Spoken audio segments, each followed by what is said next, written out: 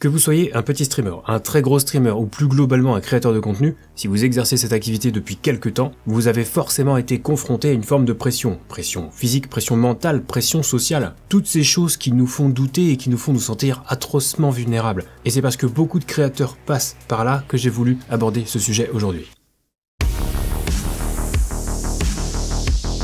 Alors cette vidéo est très personnelle, je l'ai vraiment écrite avec mon ressenti, elle n'a pas pour but de vous démoraliser et j'ai bien conscience que les problèmes existentiels des streamers ou des vidéastes sur YouTube puissent paraître risibles aux yeux de certains. Vous savez, ces mêmes personnes qui vont vous dire de relativiser parce qu'il y a plus grave dans la vie, je suis con, j'y avais pas pensé. Ou encore ceux qui tenteront d'y hiérarchiser la pénibilité en comparant les métiers. Eh bien non, n'en déplaise à ces détracteurs, l'objectif de cette vidéo n'est pas de se comparer aux autres, ni de se plaindre, mais uniquement d'aborder un sujet qui touche beaucoup plus de personnes qu'on ne le croit, parce que comme bien souvent, ça fait juste du bien d'en parler et de voir qu'on n'est pas seul à porter ce fardeau. Comme n'importe qui, le créateur de contenu est soumis aux fluctuations de sa propre humeur qui varie au fil des jours, des semaines, des années, ou qui varie tout simplement en fonction de ce que j'appelle personnellement les perturbateurs environnementaux. Vous savez, tous ces aléas sur lesquels on n'a aucun contrôle, les problèmes familiaux, l'actualité dans le monde, la planète qui est en train de crever. Une personne normalement constituée ne peut pas être indéfiniment insensible à ce qui l'entoure, nous ne sommes pas des machines. Certains ont une carapace plus solide que d'autres, mais viendra forcément un moment où elle se fendira légèrement, dans le meilleur des cas, et parfois cette fichue carapace vole en éclats. Et c'est à cet instant précis qu'on a besoin des autres pour supporter cette pression qui est là, prête à nous écraser si on lui laisse le champ libre. Et cette pression, elle peut prendre plusieurs formes, mais déjà physiquement on peut la ressentir. Si vous êtes streamer, vous devez proposer un minimum de streams pour satisfaire votre communauté. Parce que même si le streaming est une passion ou que le jeu vidéo est une passion, eh bien il faut quand même proposer un minimum de contenu si on veut avoir de la présence en ligne, si on veut que les gens nous découvrent, car c'est un objectif qu'on est plusieurs à vouloir atteindre, soyons honnêtes.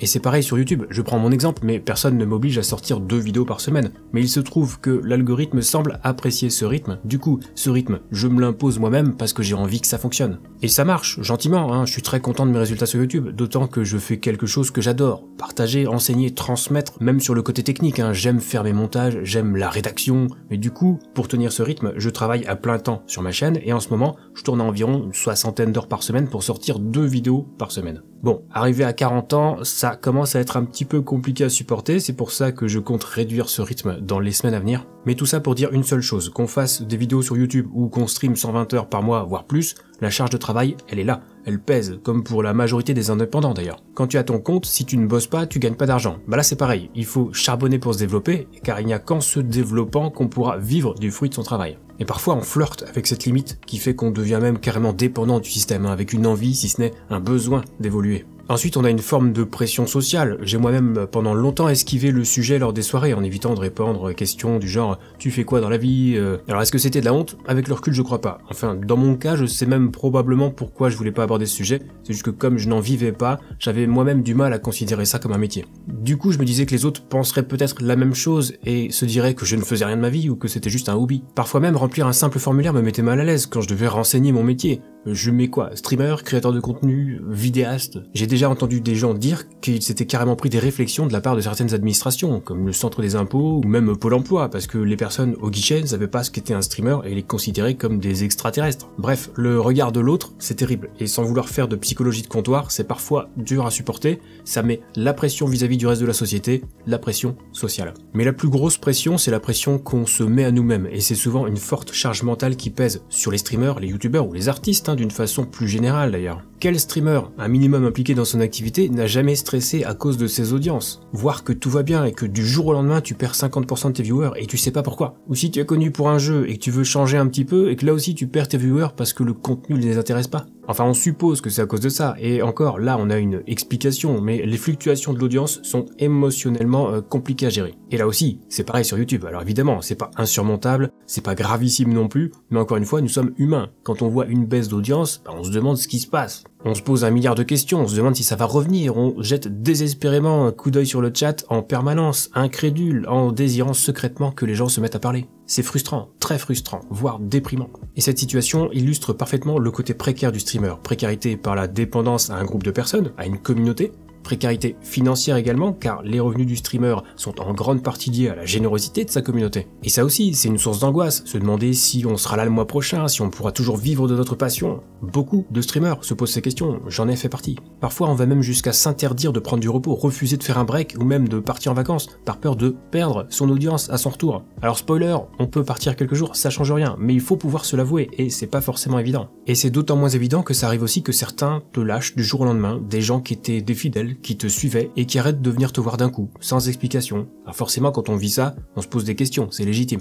D'ailleurs la remise en question est cruciale quand on est créateur de contenu, c'est un passage obligé si on veut faire évoluer son contenu. Mais y être contraint comme ça sans avoir le choix, faut avoir quand même les nerfs solides pour encaisser. Ou tiens, encore pire, un beau jour, on finit par vouloir se comparer, peut-être pour se rassurer. Sauf qu'en se comparant aux autres, on fait tout sauf se rassurer. C'est de la poudre aux yeux. Combien de fois on a vu un streamer ou une streameuse démarrer après nous et mieux réussir, avoir de meilleurs chiffres, plus de viewers, plus de subs. On s'est tous posé la question au moins une fois en se disant pourquoi lui ça marche et pas moi? Qu'est-ce que je fais moins bien que lui? Mais se poser ce genre de questions, mais ça rend fou en fait, d'autant plus qu'il n'y a pas tout le temps de réponse. C'est juste quelque chose qu'il faut accepter et ça peut prendre du temps, mais ça viendra. Et enfin, on a ces bons vieux trolls, la plupart ne nous atteignent pas. Heureusement, souvent on en rit, mais certains passent au travers des mailles du filet. Alors, je parlais de carapace tout à l'heure, mais le filet est une autre métaphore possible, vous savez, ce filet virtuel qu'on met en place pour filtrer le bon, le mauvais, ce filet dont l'épaisseur varie en fonction de l'humeur, et qui finira irrémédiablement par craquer, tôt ou tard. Il suffit parfois même d'une simple phrase, un coup de massue qui ne laisse aucune chance de riposte, un petit tu devrais arrêter le streaming vu que tu fais pas de viewers.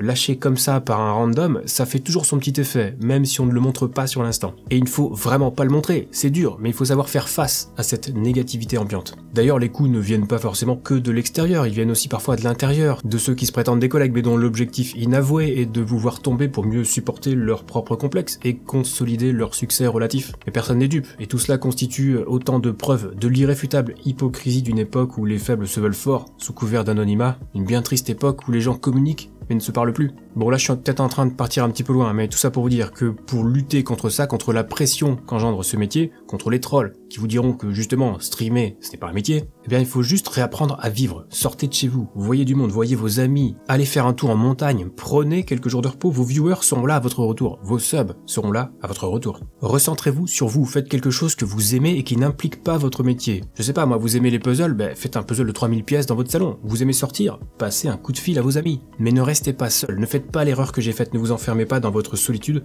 ne vous enfermez pas dans votre travail. Moi j'ai la chance d'avoir une épouse formidable à mes côtés, sans elle j'aurais probablement pété les plombs depuis longtemps et je serais sans doute passé de la pression à la dépression. Donc oubliez le regard des autres, oubliez le regard inquisiteur et le jugement permanent de la société et rapprochez-vous de votre famille, de vos amis. Si vous sentez que vous en avez besoin, prenez des vacances. Vous n'y perdrez rien, vous y gagnerez. Et donc voilà, on finit quand même sur une note un petit peu plus positive, mais si vous vous êtes reconnu dans certains aspects que j'ai cités dans cette vidéo, ça prouve une chose, c'est que vous n'êtes pas seul. Donc on va se quitter là-dessus, cette vidéo était vraiment un petit peu particulière par rapport au contenu habituel de la chaîne, mais elle m'a fait beaucoup de bien, j'espère qu'elle vous servira. Et donc on se retrouve évidemment très vite pour une prochaine vidéo un peu plus classique, et d'ici là, prenez soin de vous.